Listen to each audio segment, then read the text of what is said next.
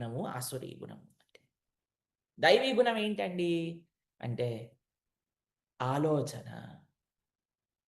ఎలా మనము ఎదుటివాడికి సేవ చెయ్యొచ్చు అనే ఆలోచన. ఎలా మనం సమాజానికి మంచి చెయ్యొచ్చు అనే ఆలోచన. ఫస్ట్ ఆలోచన. థింకింగ్. ఏది నేను చెయ్యాలి? ఎలా నేను చెయ్యాలి? ఆసురీ గుణం ఏంటి? చేసేయి, చేసేయి, చేసేయి. Enjoy, enjoy, enjoy. మనం చూసారనుకోండి ప్రపంచంలో 2 ఉంటాయండి. కరిగిపోయే వస్తువులు 2 ఉంటాయి. మీరు చూడండి ఒకటి క్యాండిల్ ఉంటుందండి. క్యాండిల్‌ని మీరు ముట్టించారనుకోండి క్యాండిల్ కరిగిపోతూ ఉంటుంది. ఇంకోటి ఐస్ క్రీమ్ కూడా కరిగిపోతూ ఉంటుందండి. క్యాండిల్ కరిగిపోతూ, కరిగిపోతూ మొత్తం లాస్ట్ కరిగిపోయేంత వరకు కూడా వెలుగునిస్తుందండి. కానీ ఐస్ క్రీమ్ అండి కరిగిపోవటం ప్రారంభం చేసిందనుకోండి ఏమంటారు? తినేయి, తినేయి, తినేయి, తినేయి అంటారు. మనం ఐస్ క్రీమ్‌లా ఉండకూడదండి. ఐస్ క్రీమ్ గాని కరిగిపోయిందనుకోండి మొత్తం బంక బంక చేసేసి చెయ్యంతా కింద పడిందంతా అసలు అది పనికి రాకుండా పోతుందండి. 2 కరుగుతాయి. ఐస్ క్రీమ్ కరుగుతుంది.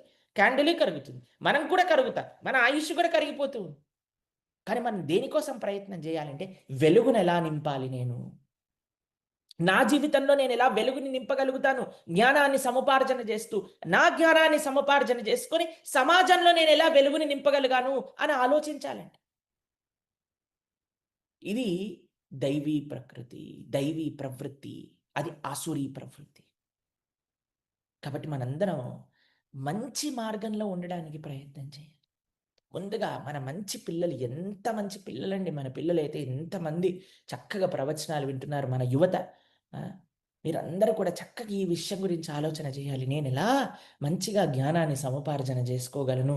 నేను సముపార్జన చేసుకున్న జ్ఞానంతో మా తల్లిదండ్రులకి ఎలా నేను గౌరవాన్ని తెచ్చిపెట్టగలను? అలానే ఈ దేశానికి, ఈ సమాజానికి నేనెలా సేవ చేయగలను? వెలుగుని నింపుదాం మనందరం. మనం వెలుగుని నింపుకుందాం. అందరికీ వెలుగుని నింపుదాం. ఇదన్నిటికంటే ముఖ్యమండి. వెలుగుని నింపటం. అందుకే ముఖ్యంగా ఈ యువశక్తి ఆహ్, అటు ఇటు డైవర్ట్ అవ్వకుండా వారు చక్కగా జ్ఞానాన్ని సముపార్జన చేసుకొని, వారికుండే ఆ ఎనర్జీని మొత్తం కూడా సరైన మార్గంలో చానలైజ్ చేయడానికి సమాజ సేవ, దేశ సేవ, భగవత్ సేవ కోసం ఆ యువశక్తిని మొత్తం చానలైజ్ చేయడానికి మనము యువసేతు అనే ఒక కార్యక్రమాన్ని